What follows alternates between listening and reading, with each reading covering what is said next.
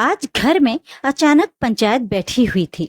इसे पंचायत ही कहेंगे क्योंकि काफी समय से इस घर ने खामोशी का खोल ओढ़ा हुआ था।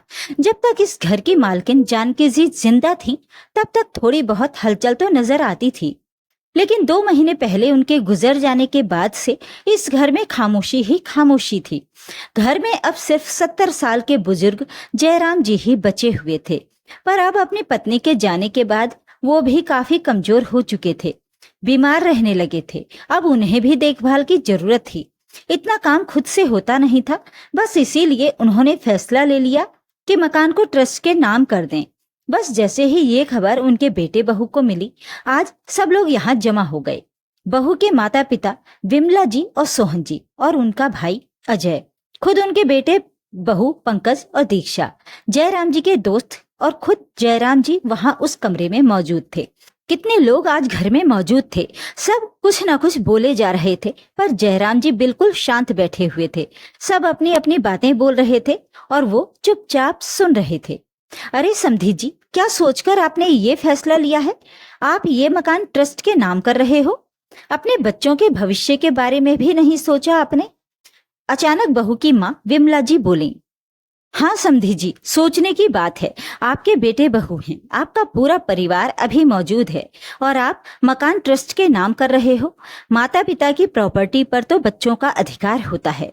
बहू के पिता सोहन जी भी बोले, पापा हम आखिर आपके बच्चे हैं, आप हमें यूं अलग थलग नहीं कर सकते हो।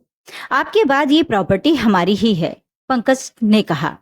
पापा जी आप सोच समझ कर तो देखिए, हम किराए के मकान में रहते हैं जबकि हमारा अपना मकान मौजूद है। कितना बुरा लगता होगा हमें। हम तो सोच कर बैठे थे कि ये सब हमारा ही है, पर आपने तो कुछ और ही फैसला ले लिया। पर आप ये मत सोचना कि हम आपको ये सब करने देंगे। बहू दीक्षा बोली, हम तो आपके इस फैसले को मानने से इनकार करते हैं।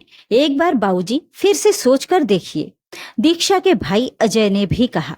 जितने मुंह थे उतनी ही बातें हो रही थीं, पर जयराम जी तो सिर्फ अपनी पत्नी की तस्वीर को एकटक निहार रहे थे।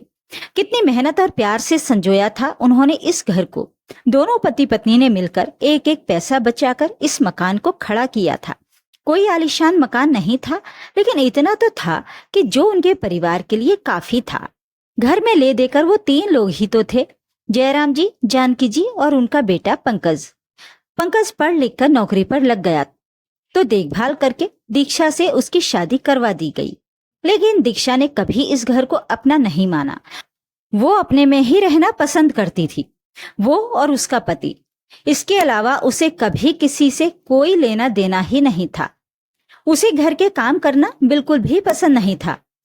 कई बार तो वो इस बात को लेकर जानकी जी से उलझ भी पड़ती।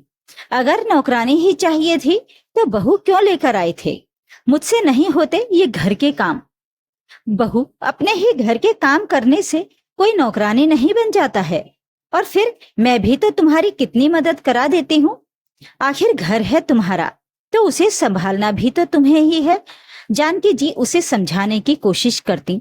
तो क्या हो गया मम्मी जी, क्या मेरी शादी से पहले आप घर का काम नहीं करती थी? फिर अचानक बहू के आते ही क्या हो गया?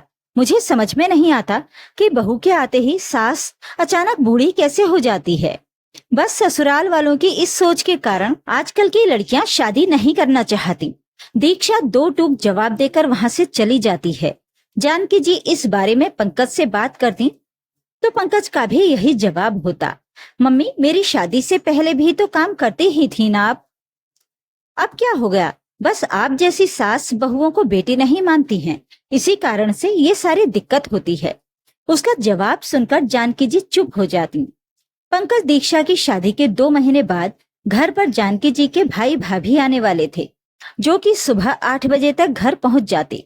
इसलिए जानकी जी ने दीक्षा से रात को ही कह दिया था, बहू सुबह जल्दी उठ जाना, घर पर मेहमान आने वाले हैं, मेरी थोड़ी मदद करा देना। ये सुनकर दीक्षा ने कोई जवाब नहीं दिया, पर वो सुबह जल्दी उठी भी नहीं। 7 बजते बजते जानकी जी ने उसके कमरे का दरवाजा खटखटा दिया। बहू 1 घंटे बाद मेहमान आ जाएंगे, पहले घर की सफाई करवा दो। ये सुनकर दीक्षा चिढ़ गई और उसने हंगामा कर दिया, मम्मी जी ये क्या बदतमीजी है? भला कोई ऐसे बेटे बहू के कमरे का दरवाजा खटखटाते है क्या? अगर घर की साफ सफाई नहीं हुई तो आपके मेहमान नहीं आएंगे क्या? बहू माना कि बेटे बहू के कमरे का दरवाजा नहीं खटखटाना चाहिए, लेकिन आज तुम्हारी मम्मी जी को तुम्हारी जरूरत है, तो बात को समझो। आज उसकी मदद करवा दो। आखिर ये घर तुम्हारा भी है। मेहमान आने वाले हैं तो घर की सफाई तो हो ही जानी चाहिए। जयराम जी ने कहा, ये आपका मकान है, आप सफाई करो, इसकी जिम्मेदारी मेरी नहीं है। बहू नहीं हुई नौकरानी हो गई, उसके बगैर तो घर का काम ही नहीं चलता। दीक्षा ने बड़बड़ाना शुरू कर दिया और थोड़ी ही देर बाद अपना सामान पैक करके अपने मायके रवाना हो गई। ये बात जानकी जी और जयराम जी को बहुत बुरी लगी, पर उससे भी ज्यादा बुरा इस बात का लगा कि दीक्षा के माता पिता ने भी उसी का सपोर्ट किया।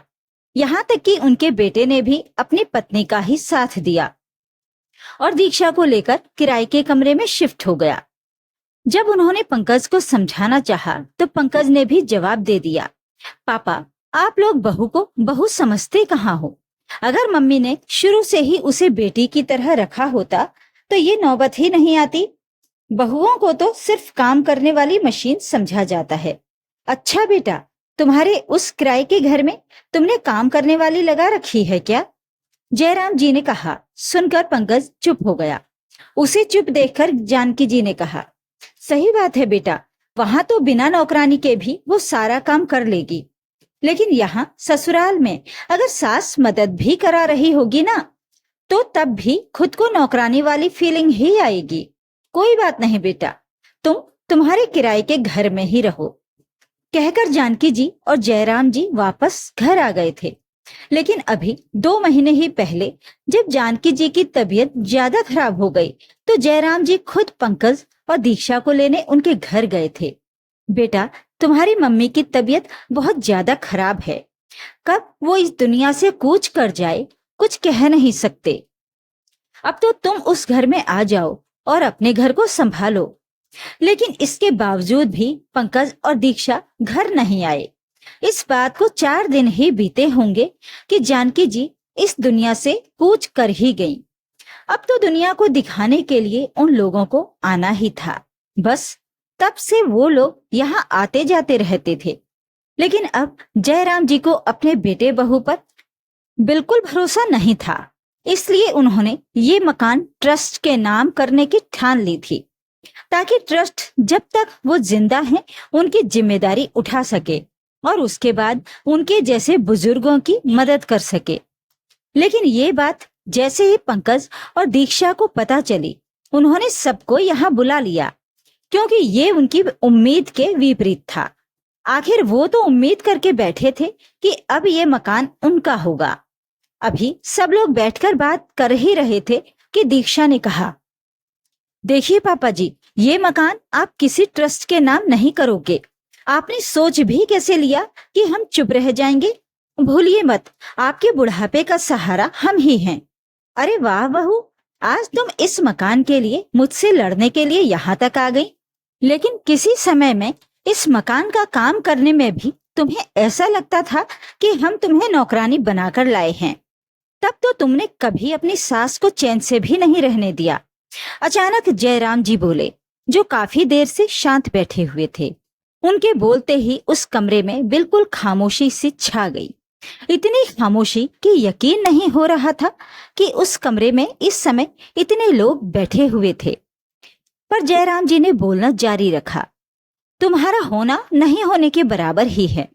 तुम लोग मेरे बुढ़ापे का सहारा क्या बनोगे, जो अपनी मरती हुई माँ के लिए तक नहीं आ पाए?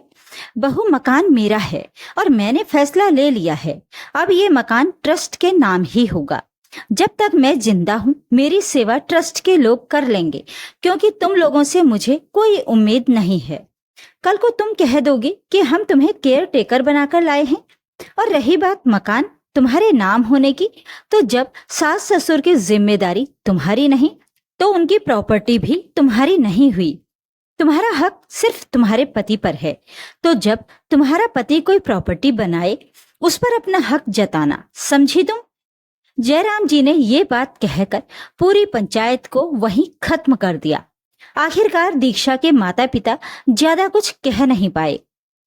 क्योंकि कानूनन जयराम जी ही प्रॉपर्टी के मालिक थे।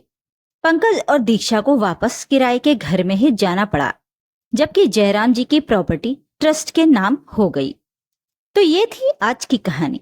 इस कहानी के बारे में अपनी राय कमेंट बॉक्स में जरूर लिखें। वीडियो को लाइक और शेयर कर दीजिए। चैनल को सब्सक्राइब जरूर कर लें ताकि आपको रोज अच्छी अच्छी कहानियां सुनने को मिल सकें। तो फिर मिलते हैं एक और कहानी के साथ। नमस्कार।